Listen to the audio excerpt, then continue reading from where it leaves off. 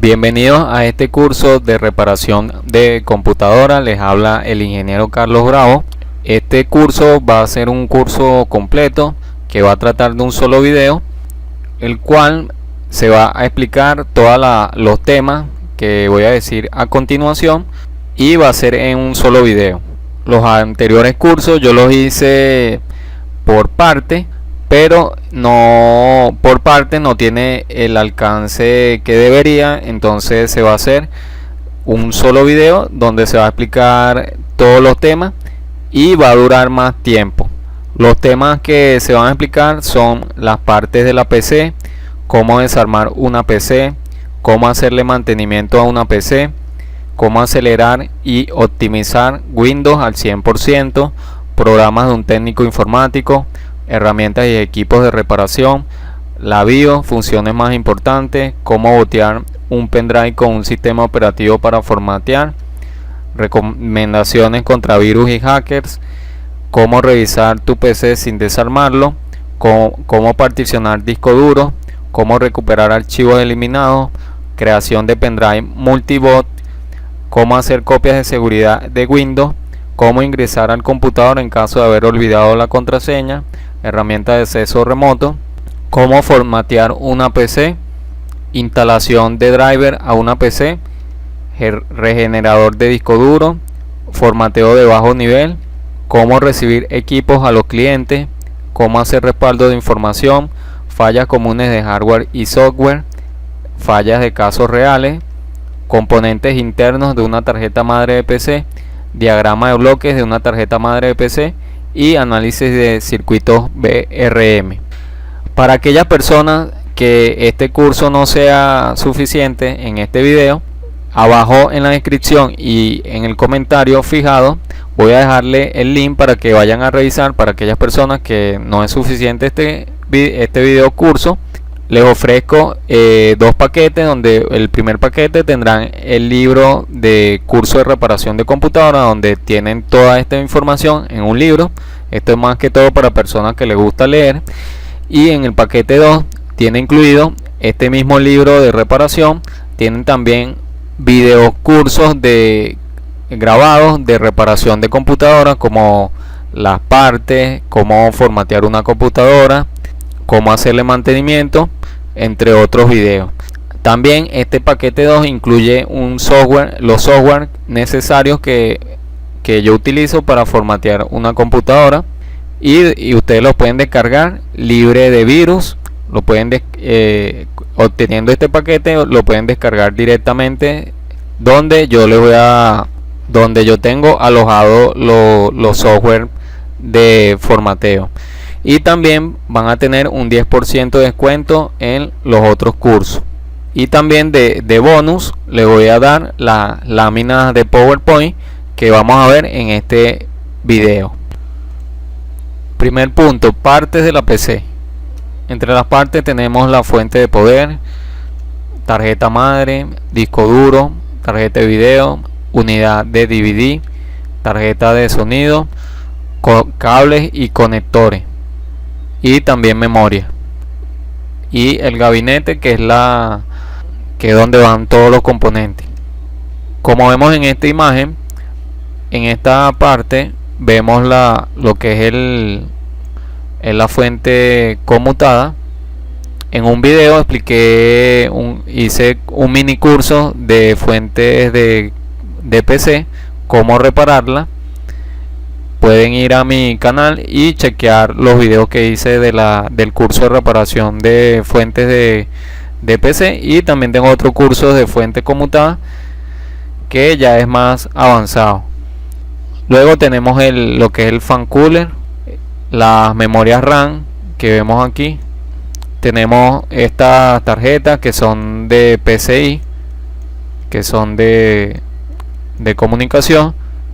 Tenemos lo que son en esta parte, es donde va lo que son el disco duro, la unidad de DVD. En computadoras más viejas estaba lo que eran las unidades de disque, pero ya eso no se está utilizando, sino que se usa las unidades de DVD los discos duros, y para almacenar información pueden usar la unidad extraíble de pendrive por USB, o se almacena en los discos duros. La función que hace la fuente de alimentación es alimentar todos los componentes que tiene la tarjeta madre, como son las tarjetas de memoria RAM, las otras tarjetas PCI, el fan cooler, el disco duro, la unidad de DVD y demás periféricos que tiene una computadora. Les recuerdo que este curso sirve para las computadoras nuevas, ya que lo que varía es su diseño, pero en sí los componentes son los mismos componentes, funcionan igual que son las computadoras que son un poco más viejas. Aquí tenemos la parte externa de la computadora, donde tenemos el puerto serial y el puerto paralelo. Luego tenemos el PS2, que aquí van el mouse o el ratón. Mouse y teclados más nuevos van directamente en el puerto USB. Aquí tenemos el puerto VGA, donde va conectado el monitor. Tenemos los jack de sonido que tenemos para el audio y la corneta. Luego tenemos los puertos de módem de teléfono y de internet o de red.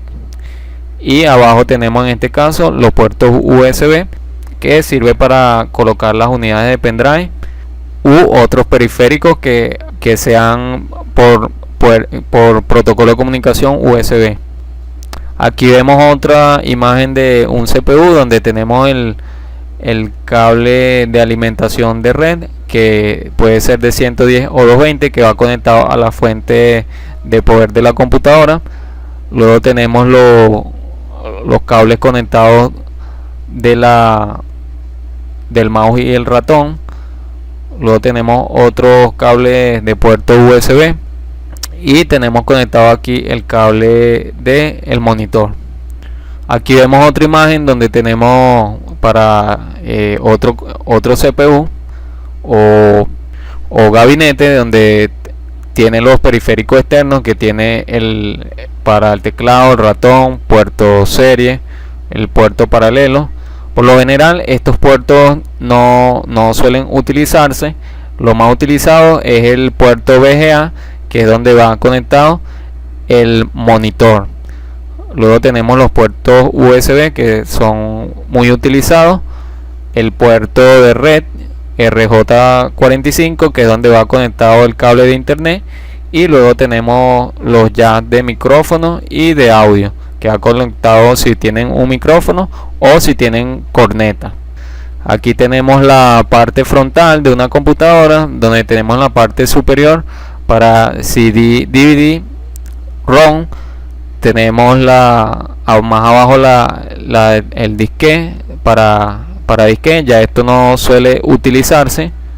Luego tenemos para el botón de encendido, el botón de reset, el puerto USB de la parte frontal. Tenemos los bombillos de LED, de HDD, que es del disco duro, de LED de encendido, y la salida de audio y entrada de micrófono. Luego tenemos la fuente conmutada o fuente de poder, que en algunos casos le dicen de esa manera, en donde tiene el botón para cortar la corriente. Tenemos el ventilador de la fuente, tenemos la entrada del cable de corriente, ya sea 110 o 220.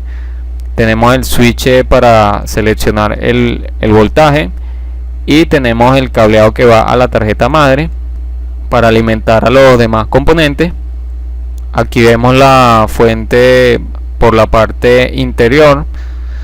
Les recuerdo que yo tengo un curso donde explico detalladamente todos los componentes que tiene una fuente conmutada de poder, y también otro tipo de fuentes conmutadas. Tengo dos cursos, para PC y para en general fuentes conmutadas para demás otros equipos. En general, esta fuente tiene dos partes, tiene la parte primaria y la parte secundaria, en donde la parte primaria recibe la alimentación, tiene los componentes primarios de protección, de filtrado, luego pasa por transistores, pasa por un transformador y luego pasa por unos bidiodos, luego pasa por unos capacitores y diodos rectificadores, y luego envía los voltajes de salida hacia la computadora. Aquí tenemos lo que son los cables de alimentación, donde este es el cable de la tarjeta madre y el otro alimenta al ventilador. Tenemos otros cables que alimentan a los PCI Express, a las tarjetas de PCI Express, y tenemos otros cables adicionales que alimentan a las otras partes de a los otros componentes de la PC. Aquí vemos, para hacer pruebas se hace un puente entre el cable verde y el cable negro para arrancar en vacío la fuente. Eso lo podemos hacer para probar los voltajes que tiene la fuente de computadora, para ver si tienen salida esos voltajes. Aquí vemos otro nuevo modelo que se llama EATX, un nuevo modelo de cables de fuente conmutada. Aquí vemos la tarjeta madre, que cómo están divididos sus partes internas. Ahí tenemos las ranuras de PCI, que son todas estas. Tenemos las ranuras ISA, tenemos las ranuras AGP, que esta es para la tarjeta de video, para eso se usa más para juegos. Tenemos la caché, tenemos el chipset, que es uno de los chips principales de la tarjeta madre, ya que envía información al CPU. Aquí tenemos el zócalo SIF, que es donde va el CPU. Tenemos el conector donde va conectados los cables de alimentación de la fuente. Tenemos los conectores USB, teclado, de red de la tarjeta madre. Tenemos la ranura SIM, las ranuras DIN, que es donde van las memorias RAM. Tenemos los conectores EID, tenemos el conector de la disqueta, tenemos la pila, y tenemos otro chipset que otros le dicen lo que es puente norte y puente sur, que alimentan a la tarjeta madre, al CPU. Zócalos y slot. Entre los tipos de slot tenemos lo que son el ISA, XT y AT. Fueron las primeras ranuras de expansión, luego fueron reemplazadas por las PCI. Las BESA fueron creadas en el año 1992 por la empresa NEC para darle soporte a las tarjetas de video. Luego vinieron las PCI, es un bus estándar de computadora para conectar dispositivos periféricos directamente a su placa base. Luego tenemos lo que son las AGP, es una especificación de bus que proporciona una conexión directa entre el adaptador de gráficos y la memoria. CNR es una ranura de expansión en la placa base para dispositivos de comunicación como módem o tarjetas de red. AMR es una ranura de expansión en la placa base para dispositivos de audio. Y PCI Express, esta es la ranura de expansión más rápida que transmite información a 500 megabits por segundo y a otras velocidades más altas. Aquí tenemos los puertos PCI y una tarjeta de PCI. Aquí tenemos la ranura y ciertas tarjetas como es la AMR y la CNR. Aquí vemos los conectores de las tarjetas AGP. Vemos que se diferencian en los voltajes. Unas trabajan con 3.3 y 1.5, otras con 1.5 solamente y otras con 3.3 voltios. Aquí vemos conectores y ranuras de AGP.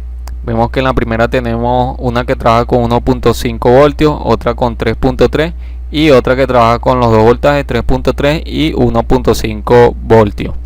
Aquí vemos las ranuras de PCI y PCI Express.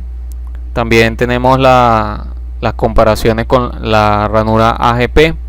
Aquí vemos algunas tarjetas, su slot de la AGP 8X y la PCI Express por 16. Aquí vemos los conectores SLI. SLI es su acrónimo significa interfaz de enlace escalable. Es un método para conectar dos o más tarjetas gráficas para combinar su rendimiento. Aquí vemos los modelos de PCI Express. Tenemos desde X1, X4, X8 y X16. Aquí vemos los datos técnicos de buses. Vemos que tenemos los más lentos, que son los de ISA, que ya no se utilizan. Luego tenemos de EISA, BLB, PCI. Luego vienen los de AGP hasta el 8X. Su velocidad llega a 2112 megabytes por segundo. Luego tenemos los PCI Express, que van desde 500 megabytes por segundo hasta 8000 megabytes por segundo. Aquí tenemos los sockets de CPU. Vemos la forma correcta para retirar un CPU. Tenemos que levantar este gancho de seguridad para quitar el procesador de la computadora. Ahora vamos a hablar de los conectores. Tenemos el primer conector, que es el IDE. Este conector IDE ya está en desuso, ya que fue uno de los primeros conectores que se hicieron y solo se puede encontrar en computadoras más viejas. Aquí vemos sus conectores. Aquí vemos en esta imagen cómo se puede conectar dos dispositivos con un solo cable, ya que hay cables que tienen en su salida dos cables para conectar dos dispositivos. Aquí está lo que sería el cable de datos de 80 hilos. Ahora tenemos los conectores SATA, que son los más modernos. Aquí vemos en esta imagen los conectores SATA. Aquí vemos la diferencia del tamaño de los cables de los conectores. Tenemos en el lado izquierdo el conector IDE. Vemos cómo es la manera correcta de conectarlo a un disco duro. Vemos que tenemos el conector de la fuente de alimentación, que son estos 4 cables, y luego tenemos el cable de 80 hilos que va al disco duro. Y en cambio en los conectores SATA tenemos un cable pequeño de corriente, que es de SATA, y también uno de comunicación, que va desde la tarjeta madre hasta el disco duro. Aquí vemos cómo se ve en color, cómo está conectado un cable SATA, y vemos su diferencia con el cable IDE. Este conector sirve para poder conectar la fuente de alimentación a dispositivos que tengan el puerto SATA. Este es como una extensión para, si no tenemos más cable de conector SATA, entonces podemos usar un cable que es para IDE y colocarle este cable para conectar nuestros dispositivos SATA. Aquí tenemos la arquitectura del cableado de la fuente de poder, en donde tenemos los cables de alimentación SATA, que son estos dos primeros. Luego tenemos los cables de alimentación a otros periféricos, ya sea dispositivos que usan IDE, como puede ser la unidad de disque, entre otros dispositivos. Luego tenemos el cable de alimentación principal de la tarjeta madre, que es de 20 pines y en algunos casos vienen 4 pines más. Luego tenemos el conector de 4 pines que alimenta al fan cooler, y tenemos otros conectores que alimentan a los puertos PCI Express. Las memorias RAM. Tenemos entre los tipos de memoria o banco de memoria, tenemos los que son SIM 30 pines, SIM 72, DIN 168 pines, DIN DDR y DIN DDR2. Ahorita ya llegan hasta la DDR4. Ya vamos a ver los tipos de memoria. Aquí tenemos los zócalos de DDR2 y DDR normal. Aquí tenemos cómo se coloca correctamente una memoria RAM. Vemos que tienen unas muescas. Tenemos que asegurarnos que esa muesca encaje con la memoria RAM, ya que si lo colocamos de manera incorrecta podemos dañar la memoria RAM. Aquí vemos cómo se inserta en la muesca de inserción. Vemos que tenemos que quitar el gancho que se encuentra hacia un lateral. Aquí vemos la ranura que tiene las memorias RAM. Vemos que tienen dos. Tenemos que estar pendiente que encajen con los zócalos. Aquí vemos los tipos de memoria RAM que hay. Aquí vemos la que dice SD, RD, están las DDR, las normales. Tenemos las DDR2, las DDR3 y las DDR4. ¿En qué nos ayuda las memorias RAM? Nos ayudan a que nuestra computadora esté más rápida. Si nuestra computadora vemos que está muy lenta, puede ser que le haga falta actualizar las memorias RAM. Ahora vamos a pasar a los microprocesadores. Los microprocesadores es el cerebro que tiene la tarjeta madre, es el que procesa todas las instrucciones lógicas de la computadora. Vemos que en los principios estaban lo que era los procesadores Pentium 4 con los pines 478. Vemos que después pasaron a los Celeron y luego los Pentium 4 HT. Luego vinieron los Pentium D que tenían el zócalo 775. Tenía en este caso dos procesadores físicos. Tenía de física. Después vinieron el Celeron D con dos procesadores con bajo caché. Luego vinieron el Pentium String Edition con dos procesadores con HT, con dos procesadores de física y cuatro procesadores lógicos. Luego vinieron los Intel Core 2 Duo de zócalo 775. Luego los Core 2 Duo. Luego antes de eso vinieron los Pentium Dual Core. Y en la actualidad se encuentran los Core i3 que tienen el zócalo de 1156. Están los Core i5 y los Core i7. Ahora vamos a pasar con algunas partes que tiene la tarjeta madre, que en este caso es la pila BIOS. Esto nos ayuda al arranque de la computadora. En los temas siguientes voy a explicar a detalle lo que es la BIOS y las funciones principales que podemos usar cuando entremos a configurar la BIOS. Tenemos el fan cooler, es un dispositivo utilizado para el enfriamiento interno del sistema del CPU. El disco duro es un dispositivo que sirve para almacenar información de una computadora. Tenemos la unidad de DVD, es una unidad de CD que utiliza la luz de rayos láser para la lectura de archivos de disco óptico. Tenemos las tarjetas de video, son tarjetas de procesamiento gráfico de 2D y 3D utilizadas para juegos, programas de diseño que necesitan un alto rendimiento de visualización de imágenes. Tenemos las tarjetas de sonido, son tarjetas utilizadas para estudios de equipos de grabación profesional de sonido. Tenemos el monitor de PC, es un dispositivo que sirve para visualizar la información de una computadora. Aquí vemos cómo se conecta el monitor.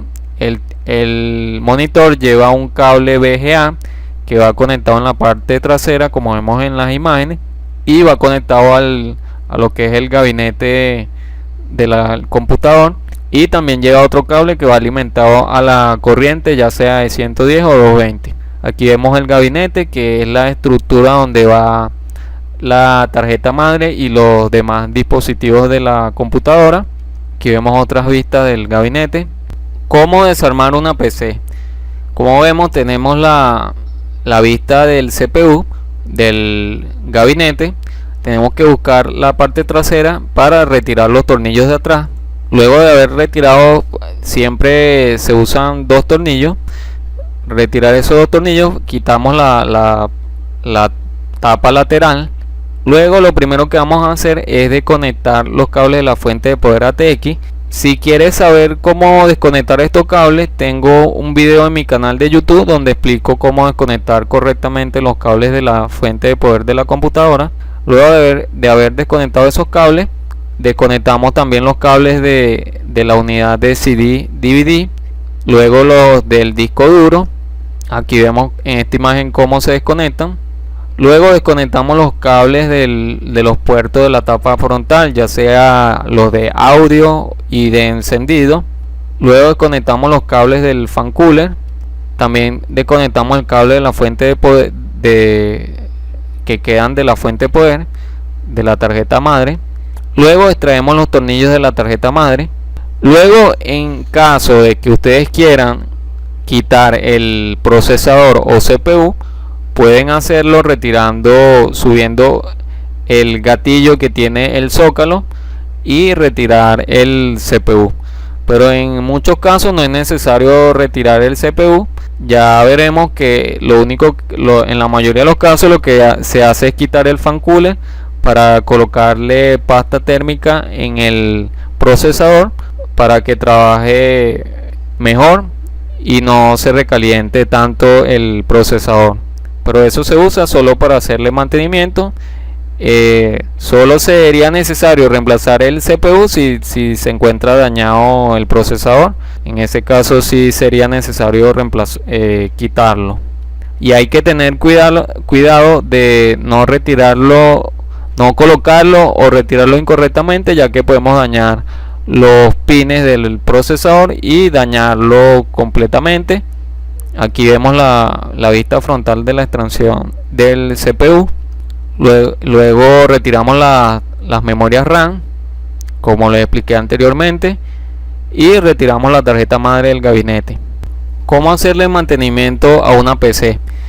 Primero quiero explicarles que el mantenimiento es necesario, ya que las computadoras llevan mucho polvo, entra mucha suciedad.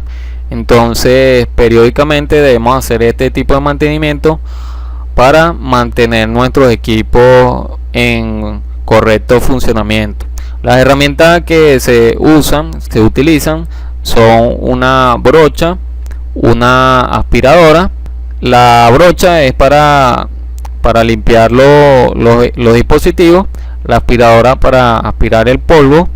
El alcohol isopropílico y el cepillo de dientes es para limpiar si están sulfatados los componentes. Los destornilladores para quitar los tornillos de la tapa del gabinete, y pasta térmica es para colocarle al procesador para que trabaje mejor y esté protegido de la temperatura a que trabaja. Lo primero que debemos hacer es desmontar todos los componentes de la computadora para proceder a limpiar el interior del gabinete. Para quitar el fan cooler debemos presionar los seguros que tienen los 4 seguros que tiene el fan cooler. Yo recomiendo quitar primero la tarjeta y luego retirar el fan cooler, ya que es más cómodo, ya que podemos dañar algunos de los seguros del fan cooler y ya tendríamos que reemplazar por otro fan cooler. Aquí vemos cómo salen los seguros. Aquí vemos retirando el fan cooler. Aquí vemos ya retirado el fan cooler. Este lo debemos limpiar con la brocha, ya que esto se llena mucho de polvo. Aquí vemos una imagen como está un procesador que tiene mucha pasta térmica. Toda esa pasta térmica debemos limpiarla. Para limpiarla podemos agarrar un trapito seco y lo vamos pasando por el procesador, y luego de que quede limpio le echamos un poco en el centro, ya que cuando coloquemos el fan cooler él va a esparcirse por todo el procesador. Esa es la manera correcta de colocarle pasta térmica a un procesador. Luego volvemos a armar todo el equipo. Ahora vamos a ver unos trucos para acelerar y optimizar la PC al 100%. Lo primero que vamos a hacer es ir a búsqueda, donde sale la lupa en el inicio de la PC. Luego le escribimos ejecutar, luego escribimos la palabra tem, luego ahí nos aparecerá una carpeta con los archivos temporales. Eliminamos todos esos archivos. Eso nos ayudará a optimizar más nuestra PC.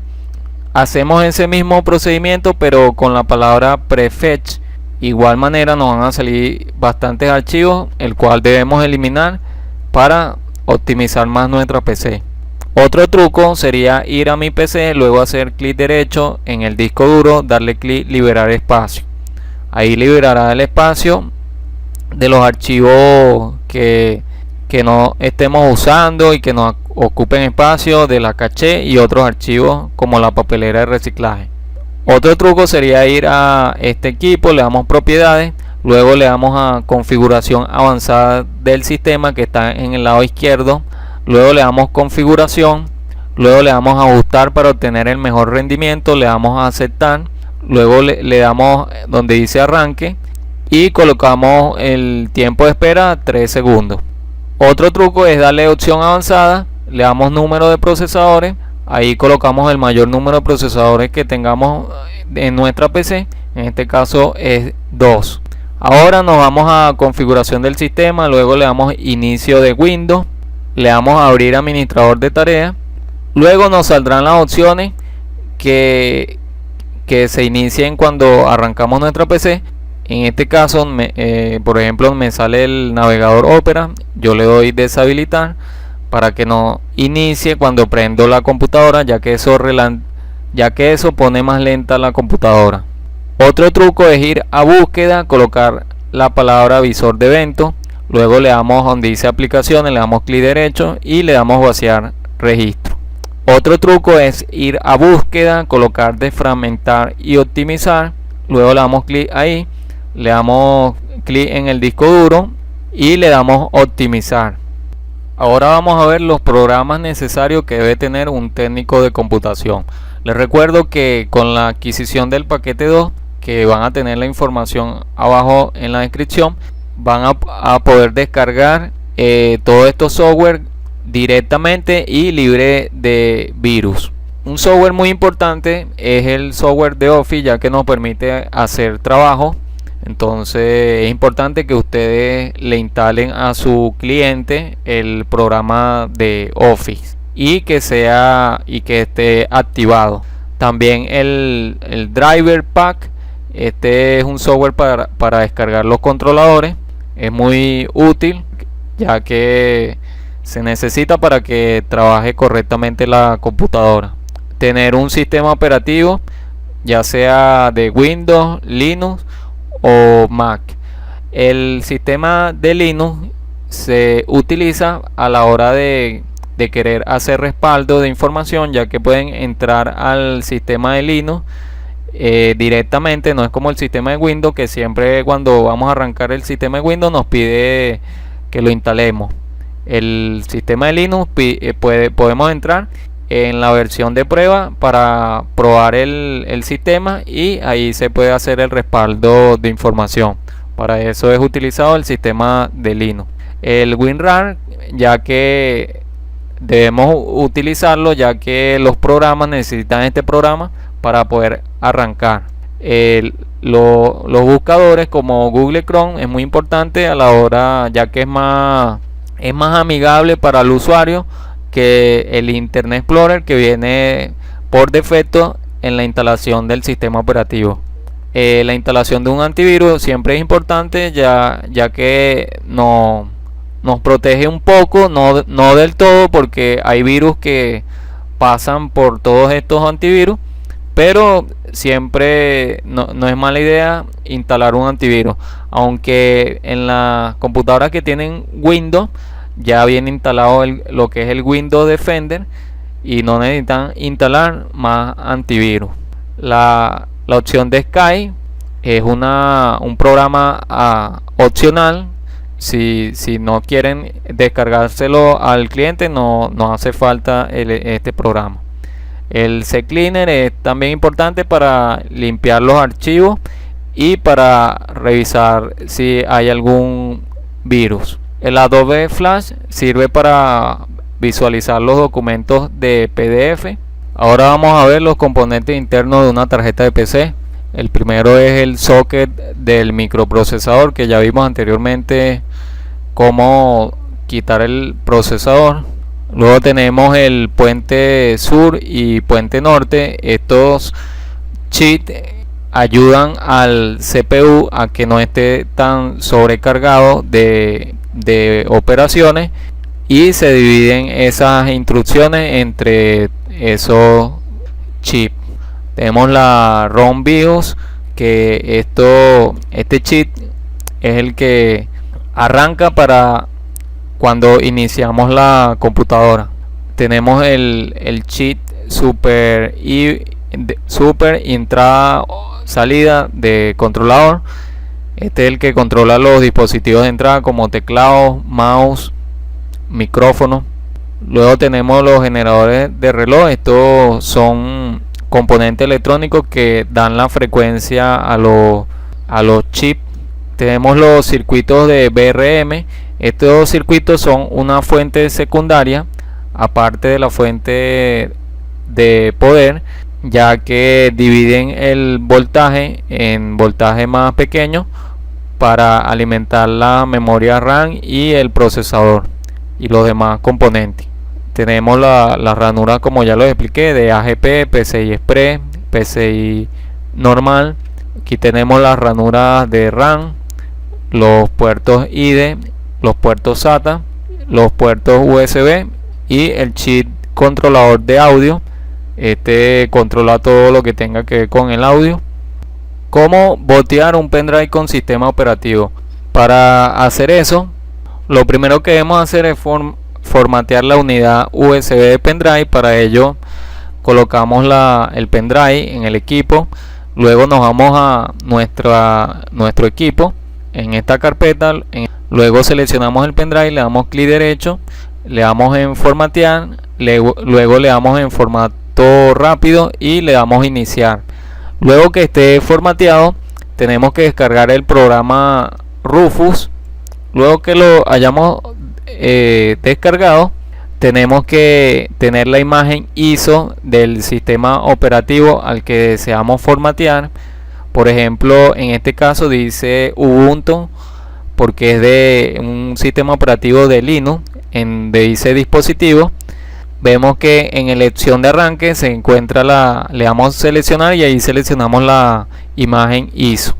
Luego de haber seleccionado la imagen ISO del sistema operativo, le damos donde dice empezar y seguimos los pasos de siguiente hasta que se termine el proceso, que queda en la barra verde de preparado, que nos indica que el sistema operativo ya se instaló en el pendrive. Entonces, cuando vayamos a formatear la computadora, lo que debemos hacer es insertar el pendrive y configurar la setup de la BIOS para que arranque por unidad USB. Y si no tiene esa opción para que arranque por USB, debemos iniciar con la opción de menú de arranque para seleccionar esa opción de que arranque por USB. Recomendaciones contra virus y hackers. La primera recomendación es usar contraseña fuerte y cambiarla periódicamente. También recomiendo no usar las mismas contraseñas en las mismas cuentas. Por ejemplo, si tienen varios emails, poner diferentes claves para cada email. Realizar copias de seguridad del sitio web, contenidos, documentos e información regularmente. Confirmar que el sistema operativo cuente con los últimos parches de seguridad y sitio web, aplicaciones y blog con versiones y plugins siempre actualizados y confiables. Instalar una combinación de antivirus más anti-malware en redes y dispositivos con acceso a ellas. Corroborar la procedencia de tus correos en caso de comunicaciones internas. Y como práctica general, ignorar los archivos adjuntos o enlaces de procedencia desconocida. Realizar cambio de contraseña mínimo cada 3 meses y no compartirla con terceros. Desactiva tu webcam cuando no estés usándola. Comprueba que nadie está robando tu Wi-Fi y toma las medidas necesarias para proteger tu red inalámbrica. Desconfía siempre de email supuestamente enviados por tu banco o cualquier proveedor de servicios como internet o el teléfono. Nunca pinches en esos enlaces. Ponte en contacto por teléfono con tu banco, proveedor, etc. Para confirmar si el mensaje es auténtico. No responda a esos emails. Configura las opciones de privacidad de tus redes sociales para hacer su uso más seguro. Por ejemplo, en Facebook, haz que tu email no se muestre en tu biografía. Escanea con tu antivirus todo lo que descargues de internet. Hazlo antes de abrirlo. Si son archivos comprimidos, por ejemplo con zip o RAR, vuelve a escanearlo después de descomprimirlo y antes de abrirlo. Esconde tu IP si visitas sitios web poco confiables. No compartas con desconocidos tu email en ningún otro dato personal. Apaga tu PC cuando no estés usándola o activa el protector de pantalla de Windows con contraseña, por lo menos cuando otros tengan acceso a tu equipo. Crea carpetas protegidas con contraseña para guardar cosas privadas. Si son muy confidenciales o personales, elige cifrar tus archivos. Usa un anti-logger, encripta las teclas que pulsas para evitar que un hacker las sepa y descubra así, por ejemplo, las contraseñas que escribes. El anti-logger Semana tiene una versión gratis y bueno. Ahora vamos a ver cómo revisar tu PC sin desarmarlo. Para ello tenemos algunas herramientas que las podemos descargar, algunas gratuitamente desde internet. La primera que vamos a ver es SpeedFan. Es un monitor de sistema para Windows que puede leer temperatura, voltaje y velocidad de los componentes de la computadora. La siguiente herramienta se llama Crystal Disk Info. Es un programa que ayuda a detectar y prevenir futuros errores en la superficie del disco, y también nos dice los datos de fabricación del disco duro. La otra herramienta, FullMark, es un pequeño programa que nos puede ayudar a la hora de detectar posibles problemas con nuestra tarjeta gráfica. Monitor Test. Este programa hace varios tests a nuestro monitor para ver cómo está trabajando. Memtest 86 es un programa compatible con ordenadores de 86 bits. Su finalidad es pasar una prueba de estrés a la memoria RAM para encontrar errores en los módulos de la memoria. PCChek se encarga del orden, la velocidad y la seguridad de los equipos. CPU-Z, disponible para Windows y Android. Brinda información detallada del procesador, chipset del sistema y el chipset de video. GPU-Z. Para Windows monitoriza las características de la tarjeta gráfica. DPC Latency Checker. Supervisa la actividad de la computadora, analiza la lectura de la máquina para trabajar en modo de transmisión de medios ininterrumpida, sin errores ni interrupciones de la conexión.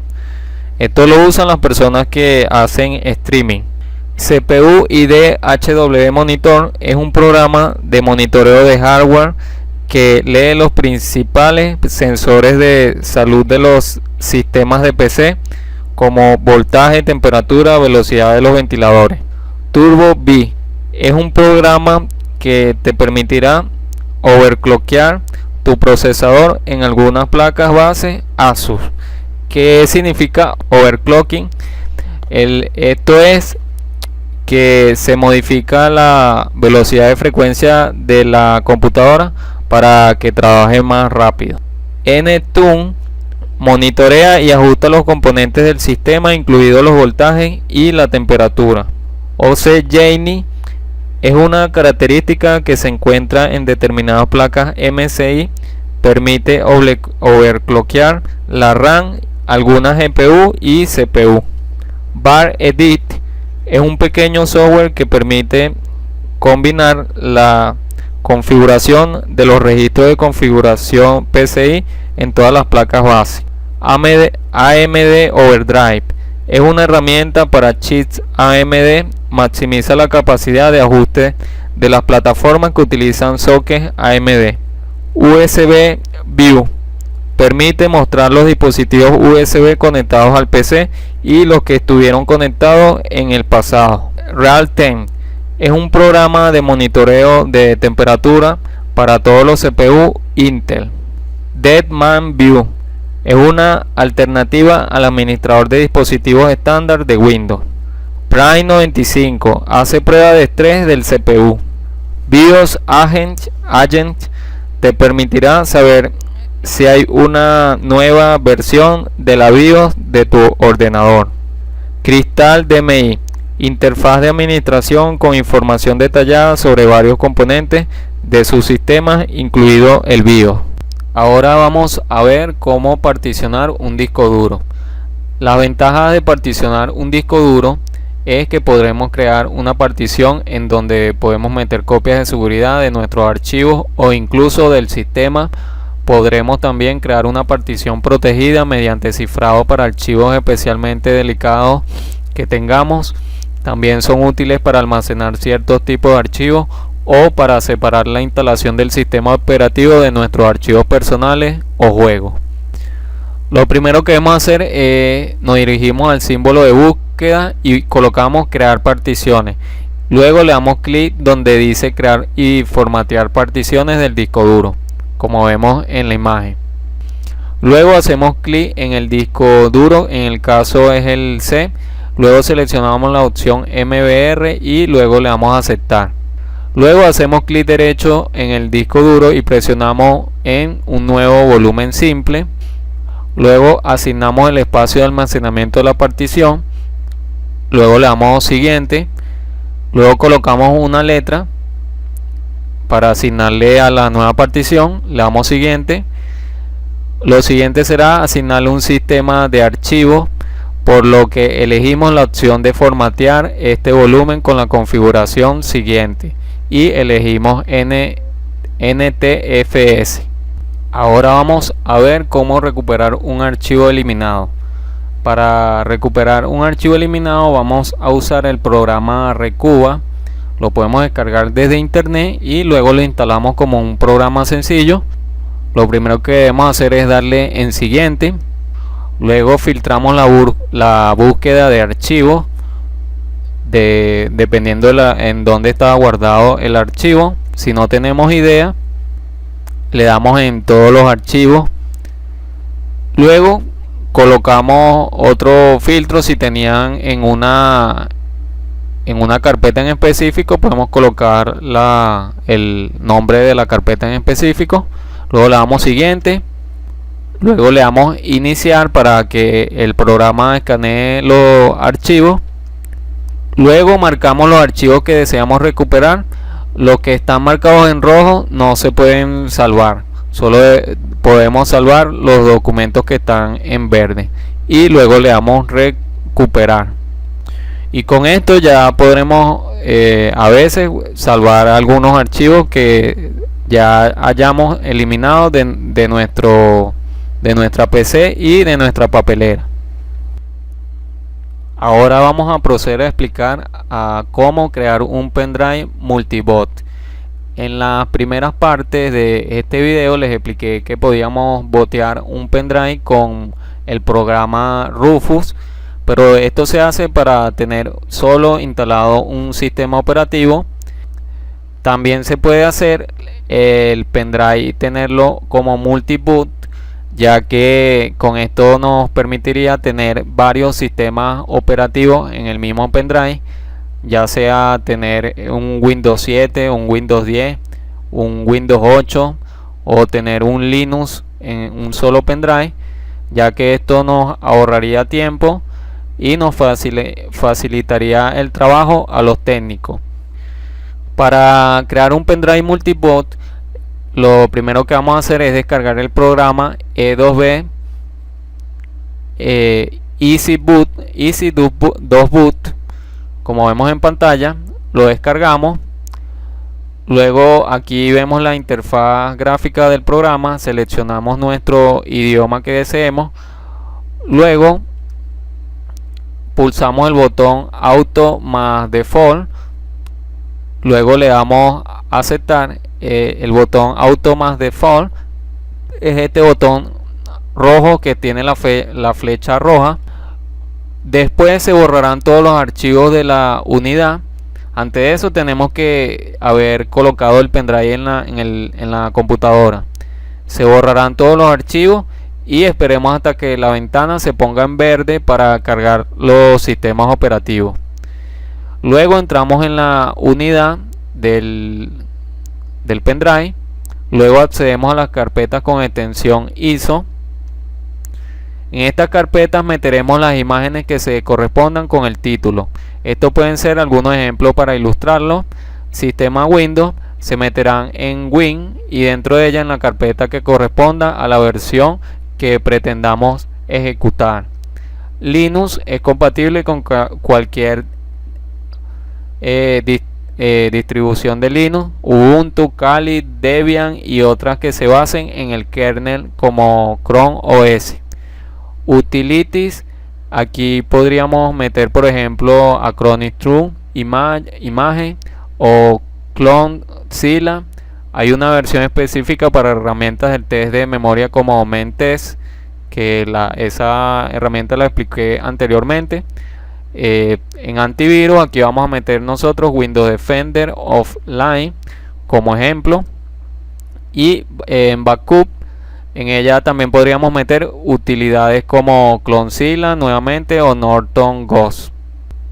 Luego, cuando hayamos terminado de pasar todas las ISO, nos vamos a ir a la raíz del multiboot USB para ejecutar el fichero Make Disk Drive Contiguous, y luego cada vez que metamos una nueva ISO necesitaremos ejecutar el fichero para actualizar el menú de arranque. Ahora es turno de probar si nuestro multiboot USB funciona. Para ello accederemos al menú de arranque Wi-Fi, o sea que tendremos que arrancar el sistema. Luego, como vemos, seleccionamos la unidad del pendrive y ahí seleccionamos el sistema donde vamos a arrancar la PC. Ahora pasamos a ver cómo hacer copias de seguridad de Windows. Hay varias maneras de hacer una copia de seguridad del equipo. Selecciona el botón de inicio y luego panel de control, luego sistemas de mantenimiento, copia de seguridad y restauración. Realiza una de las siguientes operaciones. Si nunca has usado antes copia de seguridad de Windows o si acabas de actualizar la versión de Windows, selecciona configurar copia de seguridad y sigue los pasos del asistente.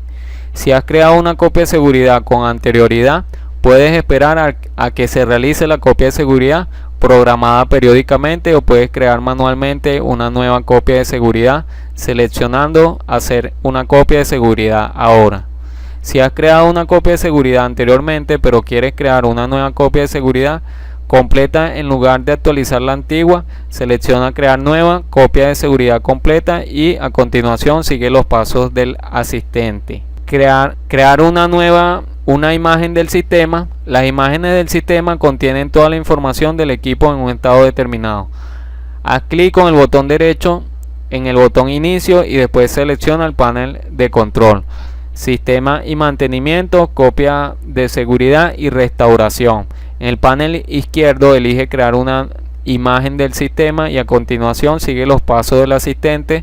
Si se te pide una contraseña de administrador o una confirmación, escribe la contraseña o proporciona la confirmación. ¿Cómo entrar a la PC en caso de extravío de contraseña? Lo primero, reinician la PC, aprietan la tecla F8, van a la opción que dice modo seguro, se abre una pantalla negra con varias opciones en blanco, le dan clic ahí, después esperan un rato porque tarda en cargar los archivos de inicio. Una vez que la PC de inicio les va a aparecer una cuenta de usuario con el nombre administrador, le dan clic a esa cuenta. Una vez que inicie les aparece un cartelito diciendo si quieren iniciar la PC en modo seguro, ponen a aceptar, van a inicio, luego a panel de control, después a cuentas de usuario y seleccionan su cuenta de usuario y le dan quitar contraseña y reinician la PC y listo. Herramienta de acceso remoto. La herramienta que recomiendo, que he utilizado y me ha funcionado, es TeamViewer. Esta herramienta controla, gestiona, monitorea y repara computadoras, dispositivos móviles y máquinas de red y mucho más desde cualquier lugar en cualquier momento. Esta aplicación funciona de la siguiente manera. Cuando uno abre el programa en la computadora y el otro usuario también lo abre y se establece una clave, entonces se le da a conectar y los dos equipos ejercen una comunicación. Entonces por decir el técnico puede entrar a la otra computadora y revisar si el equipo de nuestro cliente tiene alguna falla, y lo podemos hacer de manera remota. Ahora se va a explicar cómo formatear una PC. Primero tenemos que tener dos cosas en cuenta. La primera es que si deseamos formatearla por pendrive, que es con el pendrive boteable, que como les expliqué anteriormente, tenemos que primero instalar el programa, botear el pendrive y luego colocarlo en la PC, y a la hora de arrancarla, a prender la computadora, debemos iniciar, tocar las teclas. Hay veces que es la tecla F2, F8 o F12, puede ser cualquiera de las teclas de la F, la que están arriba del teclado. Hay que ir probando, ustedes pueden ir probando desde F1 hasta F12, probando una por una, hasta que le caiga pueden entrar por el setup de la BIOS, que yo les expliqué al comienzo cuál era el setup de la BIOS, que es ahí donde uno puede configurar la BIOS, o también pueden entrar en el menú. Ya les voy a enseñar la foto del menú. Esta es la imagen del menú. Podemos saber que es el menú porque trae menos opciones y se nos coloca de una sola vez cuando presionamos la tecla del menú. Al menos cuando es la BIOS, nos manda para una serie de varios menús que ya los mostré anteriormente en las imágenes, y entonces ustedes tienen que ir a la opción de arranque. En esta opción ya de una vez les trae las opciones de arranque. Entonces ustedes ahí deciden si lo desean hacer por CD o por pendrive. Yo les recomiendo que si ustedes son técnicos, es más fácil y más rápido usar un pendrive boteable, ya que en algunas computadoras no tienen unidades de CD. Entonces ustedes pueden formatear la computadora mediante el pendrive. Y también se les hace más fácil a ustedes si ustedes no tienen el CD del sistema operativo, lo pueden tener directamente en el pendrive. Entonces, después que seleccionan la opción, tienen que tener también esto en cuenta. Por ejemplo, en las laptops, hay laptops que traen una etiqueta que dice en el sistema operativo donde la compraron de fábrica. Entonces ustedes tienen que, si van a formatear el equipo, tiene que ser con ese mismo sistema operativo, ya que si lo instalan con otro, les va a dar un error cuando en algunas laptops ustedes la formatean, y si la formatearon con otro sistema operativo, puede ser que no les caiga el internet. Entonces presionan cualquier tecla, luego esperamos que cargue el sistema. Les recuerdo que en el paquete 2 que yo les dije en el comienzo del video, yo tengo cómo formatear una computadora paso a paso grabado.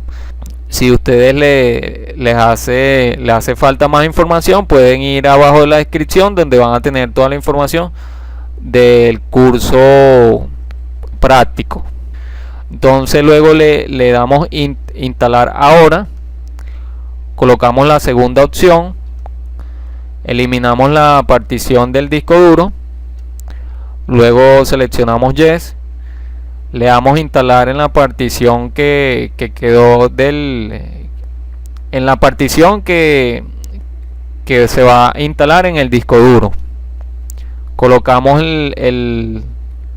la capacidad de almacenamiento del sistema que vamos a usar, luego le damos OK, le damos siguiente. Esperemos que se instale. Hay que esperar varias veces que se puede reiniciar la computadora. No se asusten. Esperamos que cargue todo el sistema. Luego le va a pedir que coloquen una contraseña. Luego que coloquen la fecha y hora. Y luego ya se ha instalado y faltarían los drivers. Luego que hayamos instalado el sistema operativo, nos queda primero instalar los drivers, que se hace por medio de un programa como el Driver Pack. También debemos desactivar las actualizaciones de Windows. También debemos activar el Windows para que quede como original. También debemos activar el Office. Lo más importante de reparación de computadora es saber instalar correctamente un sistema operativo, y eso también lleva instalarle bien los drivers y después configurar el sistema operativo desactivando las actualizaciones.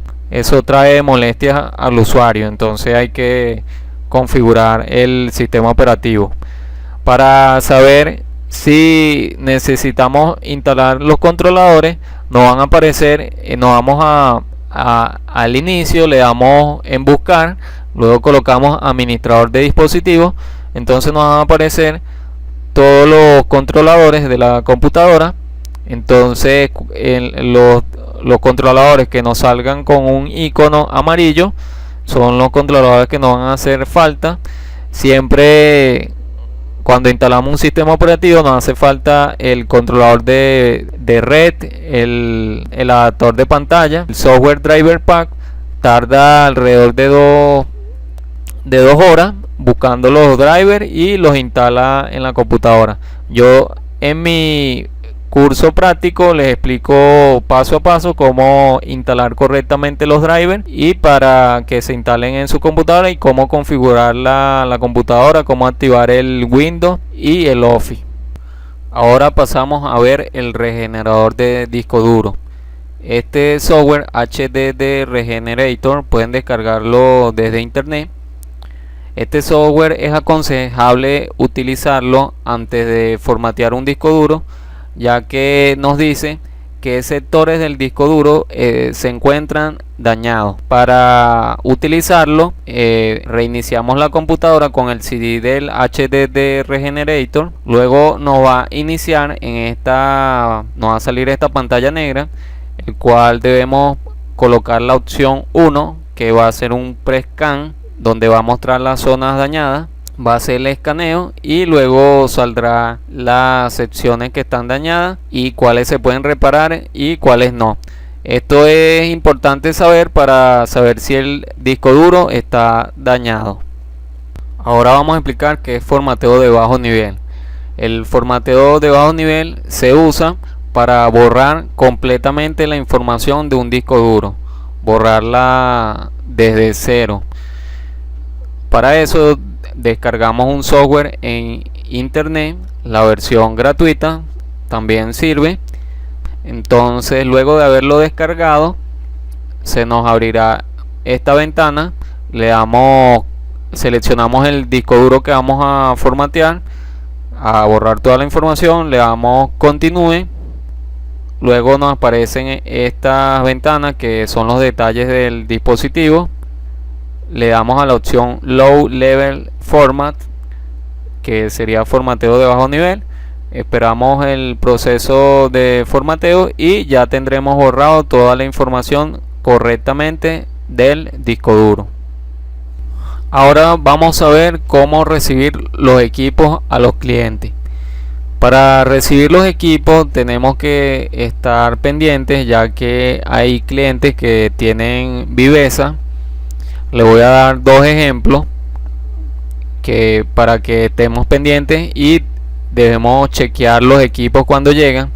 Cuando un cliente nos trae una computadora, debemos chequear todos los componentes internos, ya sea disco duro, y si es posible anotar el serial para que a la hora de que el cliente revise su equipo y crea que nosotros le hemos cambiado una pieza, nosotros tenemos el respaldo de que nosotros anotamos el serial y es el mismo serial que trajo el cliente con el equipo. Otro ejemplo es cuando, por ejemplo, nos traen una laptop y tiene la pantalla rota y la falla es que no enciende, no da video. Entonces, si nosotros no vemos que la pantalla está rota, entonces recibimos el equipo y no le notificamos al cliente en el mismo momento que se está recibiendo el equipo. Entonces el cliente puede decir que nosotros fuimos los que partimos la pantalla y tendríamos que pagar la pantalla sin nosotros haber dañado el equipo. Les recomiendo que utilicen un software de gestión de clientes, que esto lo ayuda para que anoten los datos de los equipos que los clientes le vayan trayendo y las fallas que han tenido cada equipo, para que ustedes vayan teniendo un historial de los clientes y de las fallas. Con la adquisición del curso práctico les doy un software de gestión al cliente. Ahora les voy a dar unos consejos a la hora de recibir un equipo. Si recibimos un equipo que enciende y da video y entra al sistema operativo, verificar si se mueve el mousepad o no, si funciona ambos clics, si el teclado funciona o no, si se escucha o no, si la pantalla tiene algún píxel muerto, líquido corrido o ruptura. En caso de sea táctil, probar que funciona, que ventile, capacidad de memoria que reconoce, procesador, si es el Windows original o no, si el Office tiene licencia, anotar cualquier error en pantalla al ingresar al sistema operativo, verificar que la unidad de DVD salga. Si no enciende, colocar que se desconoce estado de funcionamiento. Colocar fallas que indique el cliente y preguntar qué otra falla ha observado. Preguntar si el equipo ha sido destapado o revisado por otra persona, si le ha hecho algún trabajo o cambio de pieza, si se ha caído, mojado o golpeado. Antes de destapar, mover el equipo de un lado a otro y verificar que no se aprecie escuchar algún sonido extraño, intermitente, pieza suelta dentro del equipo. En video escucha, si no se escucha, puede ser la lámpara rota, en el caso de los monitores. Y esto de moverlos es en el caso de las laptops. Si el equipo está muy nuevo, consultar al cliente si posee garantía alguna y si se puede destapar para la toma de los datos de pieza. No romper los precintos si antes consultar con el cliente. Si el cliente aprueba, anotar en la orden de ingreso. Revisar detalles físicos, las esquinas laterales, las rejillas de ventilación, las tapas de periféricos de bisagra y casi en general. Si se encuentran rotas, golpeadas, con rayones fuertes, pinturas, etiquetas o calcomanías. Si faltan gomas, bases en case inferior o pantalla. Si faltan teclas en el teclado o existe desgaste en alguna borrones. Si el mousepad tiene algún desgaste o falta alguna tecla. Verificar si las bisagras no están flojas en el caso de las laptops, como les decía antes, o si se aprecia la base rota. Revisar detalles de periféricos, puertos USB que no estén doblados o falte algún puerto HDMI, VGA y de red. Si posee memorias, puertos plug jack de carga, cualquier detalle que se pueda observar en tarjeta madre, presencia de sulfato, líquido, pintura, pegamento, ruptura. Verificar si el disco duro posee base y cualquier detalle que se le pueda apreciar. Si es CPU, revisar si faltan tapas ciegas, si existe algún pin doblado en la tarjeta madre, las aspas de los fan cooler que posea, si los cables de la fuente SATA y de puerto USB frontales no estén rotos. Los monitores, se revisan los cables del monitor presente en barra, o sea, al recibirlo debemos tener los cables para probar los monitores para ver si da video. En los equipos Apple solicitar datos de iCloud al cliente. Para los cargadores de laptop, revisar los cables AC y DC que no estén rotos o empatados en el regulador, si está roto, golpeado o abierto. Esto es para teléfonos celulares y tablets que no sean sellados. Revisar si poseen baterías. Para todos los casos, verificar si poseen micro SD y SIM card. Ambas piezas, entregárselas al cliente y colocar que no las deja. Ahora vamos a explicar cómo hacer respaldo de información. El respaldo de información se hace ya que cuando vamos a entrar al sistema no nos deja entrar, está dañado el arranque del sistema operativo y el cliente necesita recuperar archivos que tiene guardados que son importantes. Entonces lo que debemos hacer, existen dos maneras para hacer respaldo de información. La primera es entrar con su pendrive boteado con el sistema de Linux, entrar en la BIOS, configurarlo para pendrive, como lo he explicado en las partes anteriores. Colocamos donde dice USB. Luego se utiliza el sistema de Linux, ya que este sistema tiene para la versión de prueba, como aquí vemos, nos dice para probar Ubuntu. Al menos el sistema de Windows no nos deja probarlo, solo nos deja instalarlo de una vez. Entonces para el respaldo no nos sirve. Entonces por eso utilizamos el Ubuntu, que es de Linux. Entonces le damos a la opción probar Ubuntu. Entonces él entrará al sistema y nos dejará entrar a los archivos que se encuentran en el disco duro. Entonces lo que debemos hacer es copiar todos esos archivos, colocarle un disco duro externo, ya que el disco duro externo posee más memoria que lo que sería un pendrive. Esa es una manera. La otra forma sería desinstalar el disco duro que tiene la computadora que estamos reparando y instalarlo en otra PC, pero con el cable que tiene extensión USB y que va conectado en el disco duro. Entonces, como lo vemos en la imagen, conectamos el cable al disco duro y lo conectamos a la computadora o a una laptop. Entonces ahí podremos acceder a los archivos que tiene guardado el disco duro, si el disco duro se encuentra trabajando correctamente. Entonces esa es la manera correcta de hacer respaldo de información. Ahora vamos a ver las fallas comunes de hardware y software.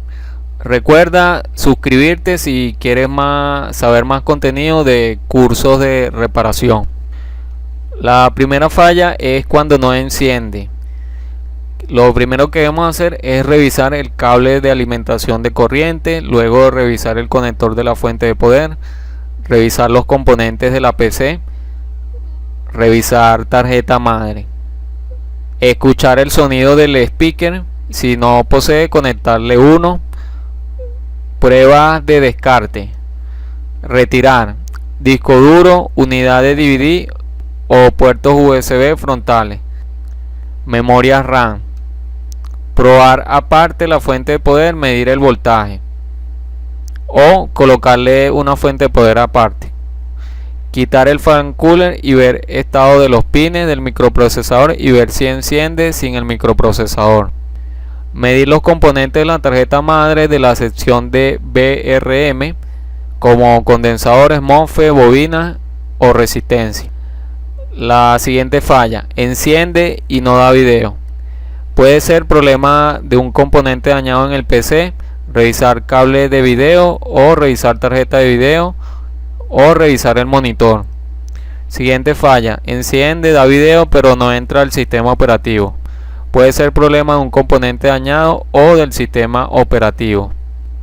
Cuando me refiero a componente dañado, puede ser que si disco duro, memoria RAM o unidad de CD o otro componente que tenga interno la PC. Se apaga cada cierto tiempo. Este problema tiene que ver con la temperatura del microprocesador, realizar mantenimiento como lo expliqué en las partes anteriores. El post muestra un mensaje de This Boot Failure.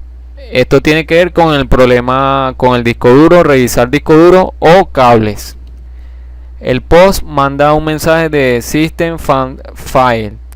Problemas con el fan cooler, puede ser el cable o el fan cooler. Problema con la red, símbolo de una X.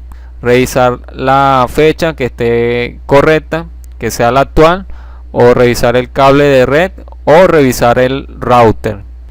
Cuando está lento el equipo y cuando se abren páginas solas, puede ser por la presencia de virus. Instalar un antivirus y un anti-malware y realizar los análisis.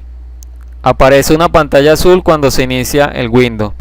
Indica problema con el sistema operativo. Hacer un análisis del disco duro y realizar un respaldo de información y formatear. El teclado no responde. Revisar cable, probar con otro teclado si funciona o cambiar el teclado. Teclas trabadas. Limpiar las teclas del teclado con la PC en estado apagado. Mouse no responde o no hace bien clic. Probar con otro mouse. Si el mouse funciona, cambiar de mouse o cambiar pulsadores por otro mouse usado. Ahora voy a contarles varias historias de casos reales de falla que les pueden ayudar a repararle la computadora a su cliente o a su propia computadora.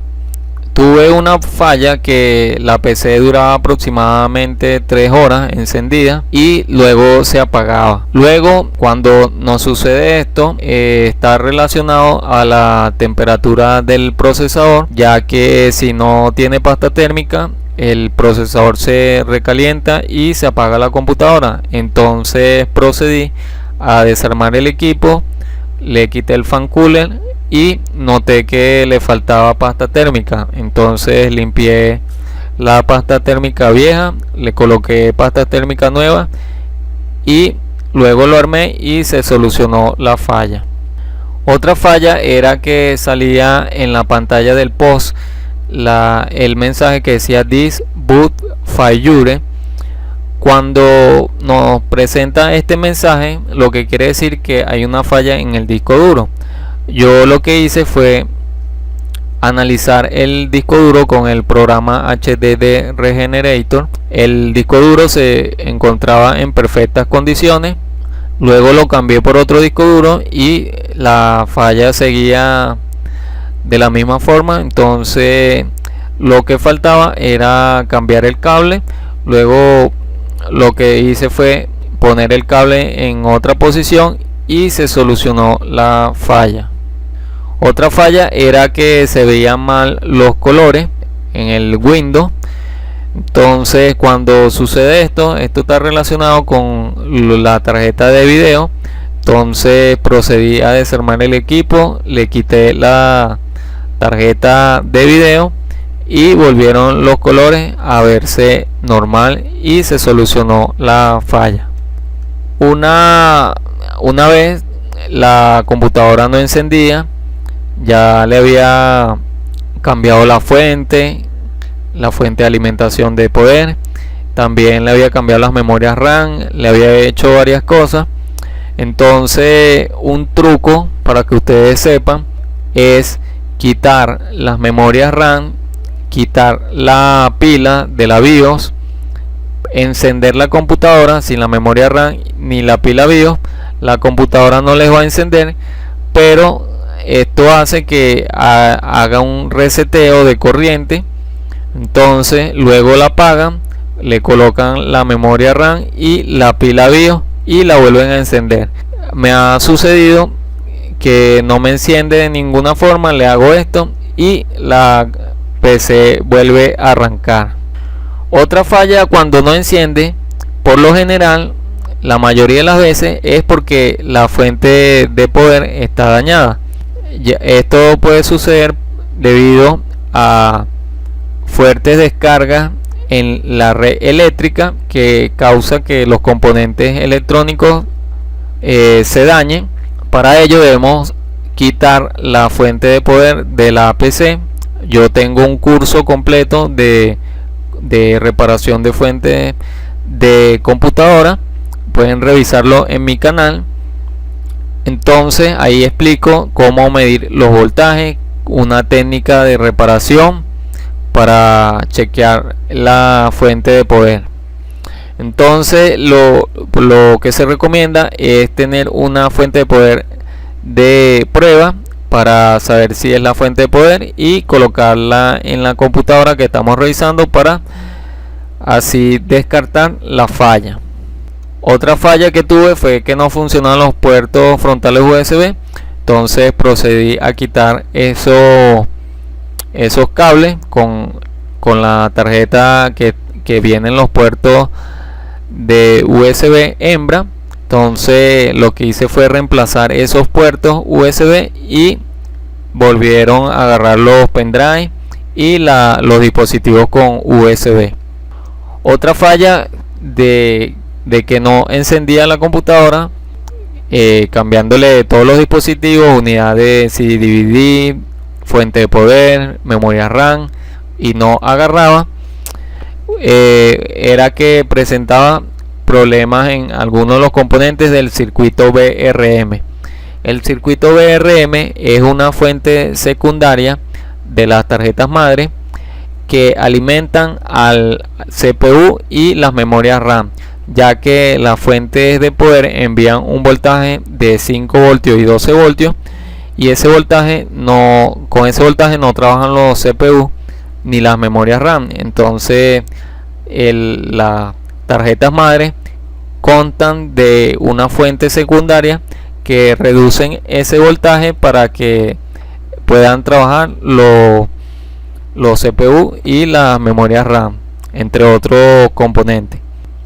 Estos componentes son los que se dañan comúnmente, ya que vienen directamente desde la fuente de poder, son alimentados, entonces son los que reciben más carga de corriente.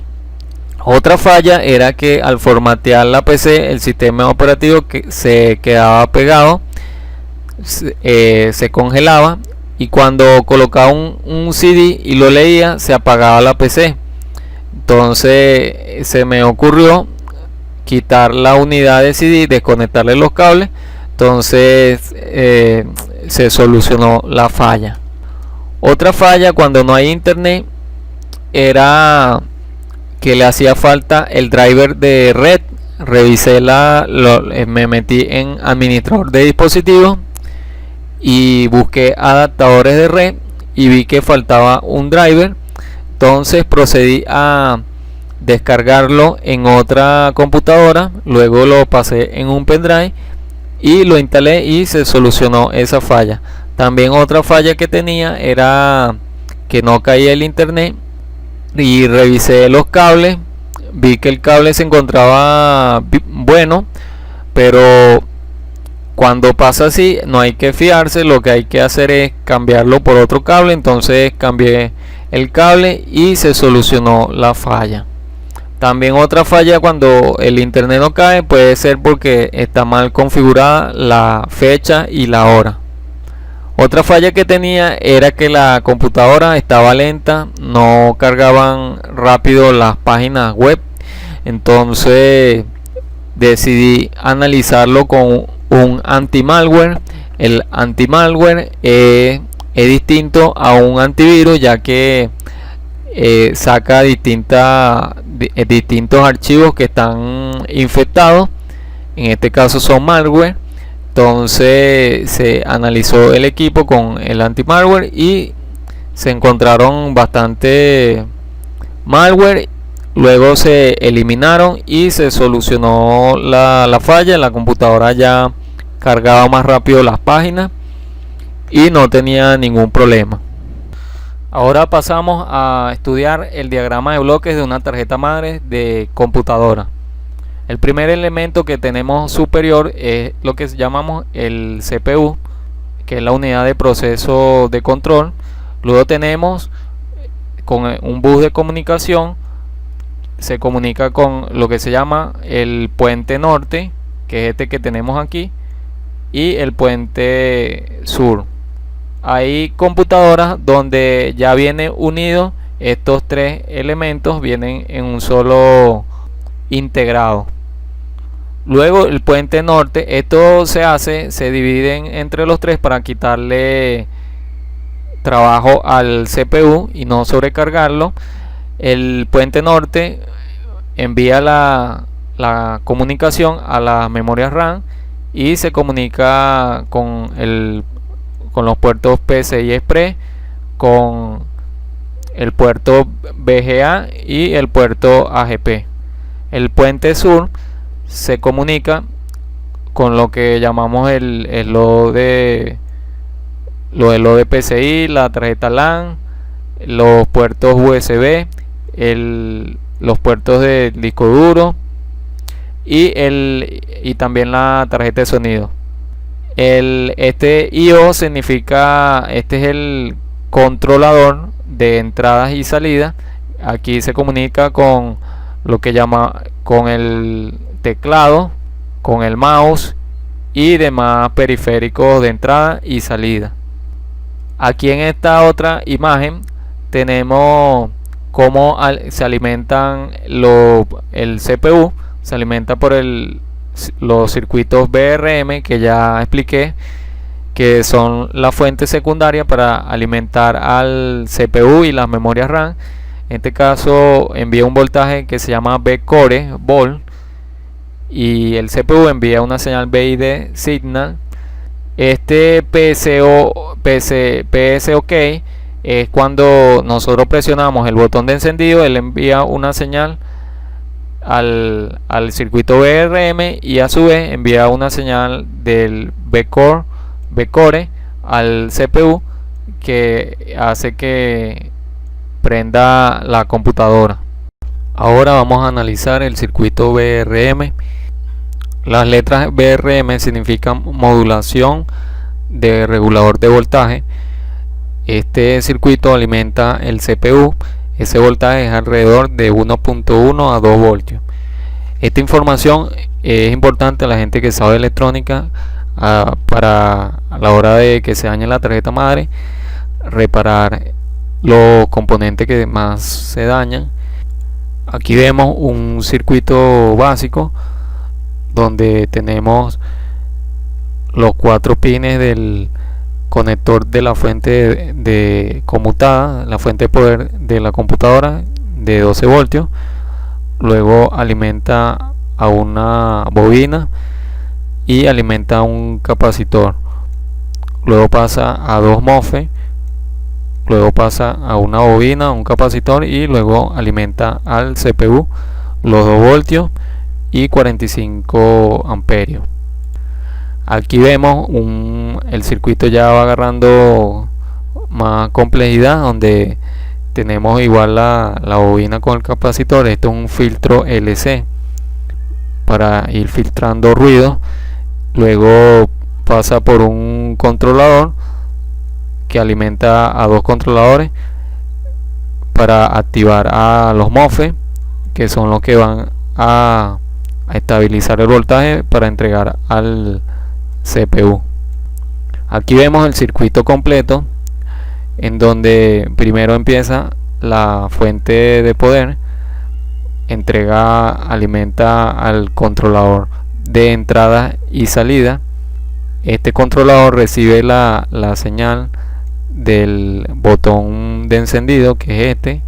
Él envía una señal que luego pasa por un bus de comunicación, pasa a un chip, y luego ese chip controla a los 2 IC osciladores. Tenemos el 1 y el 2, que van a controlar a los 4 MOSFET, que son los que van a estabilizar el voltaje que va a entrar al CPU. Aquí vemos la ubicación de los circuitos VRM. Vemos que tenemos en este caso en 3 lugares. Tenemos el 1, el 2 y el 3. En este caso ahí ya veremos cómo identificar estos circuitos de VRM, cuáles son los componentes que tienen. Aquí vemos los componentes que tienen los circuitos VRM. Vemos que tenemos el voltaje de más 12, donde va el conector de la fuente ATX. Tenemos se pueden identificar por capacitores electrolíticos, bobina de choque. Aquí vemos cómo son este tipo de bobinas. Aquí vemos en la otra parte las otras bobinas. Tenemos los transistores MOSFET, que son estos que tenemos aquí. Tenemos el controlador, que es este que tenemos aquí, y tenemos el controlador PWM. Por esta parte tenemos los otros del otro lado, el otro, que eso se llaman fases. Ya veremos cómo identificar cada fase. Aquí vemos por separado lo que son las bobinas. También hay de este tipo que vemos aquí. Aquí vemos los transistores, el controlador PWM. Aquí vemos el controlador de MOSFET. Aquí vamos a ver cómo identificar la fase. Aquí, como podemos ver, tenemos tres fases. Tenemos fase 1, fase 2 y fase 3. Como podemos ver, se puede identificar porque tienen tres bobinas. Tenemos esta y esta. Hay que tener algo en consideración. Hay veces que tenemos una fase que es para la memoria RAM, entonces tendemos a confundir. Ya vamos a ver cómo podemos identificar esa fase. En este caso, como podemos ver, tenemos cuatro bobinas, de las cuales son tres fases que alimentan al CPU, y una alimenta a la memoria RAM. Entonces, ¿cómo sabemos cuál alimenta la memoria RAM? Si volteamos la tarjeta, veremos que las tres bobinas van hacia un mismo punto. Como vemos en este caso, vemos las tres bobinas y la otra bobina va hacia otro punto. Esa es la forma de identificar la bobina, la fase de los circuitos VRM. Aquí vemos midiendo la continuidad entre las tres que van al mismo sitio, nos dará continuidad. Aquí vemos que aquí tenemos la fase en este caso y otra fase, pero va hacia la memoria. Aquí vemos el circuito estabilizador de voltaje, el cual alimenta a los chips de puente norte, que es este que tenemos aquí, y al de puente sur. Este estabiliza, tiene un circuito de oscilación para estabilizar el voltaje que sea 1.5 voltios. Y lleva una alimentación, y al puente sur le entran también lo que serían 3.3 voltios. Y también alimenta al drain del MOSFET. Aquí tenemos el diagrama del circuito de alimentación de la memoria RAM, el cual en el caso de la DDR es de 2.5 y el de DDR2 es de 1.8 voltios. Este ya no es estabilizador, sino que tiene un controlador, un circuito integrado controlador que activa a este MOSFET, y a su vez manda el voltaje a las memorias RAM. Bueno, esto ha sido todo el curso, espero que les haya gustado. Les recuerdo que van a tener este curso, la información del curso práctico la van a tener completa abajo en la descripción. Si te quedaste al final de este video del curso, deja abajo en los comentarios cómo te pareció, si te gustó, que durara más tiempo que los anteriores que he realizado. Denle like y suscríbanse para que estén atentos a nuevos cursos que voy a ir subiendo con este tipo de modalidad. Y también quiero que dejen sus comentarios, opiniones de cómo fue el curso, para estar atento a más videos. Bueno, sin más nada, me despido, hasta la próxima, chao.